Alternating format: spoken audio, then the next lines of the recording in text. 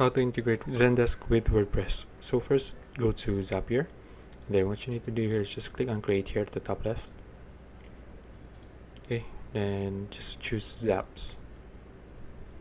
Now from here, you just need to click on trigger and then look for WordPress. Now click on WordPress. And from here, you just need to choose your trigger event from this drop down. So I'll just choose a random one.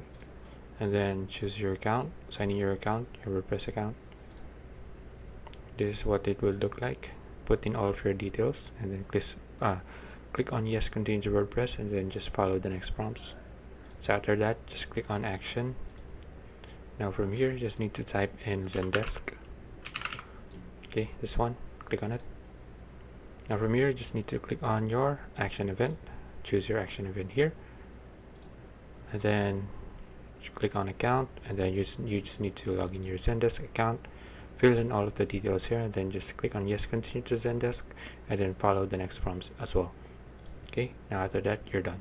So that's it. If you found this video useful, please like and subscribe for more videos like this. See you in the next one.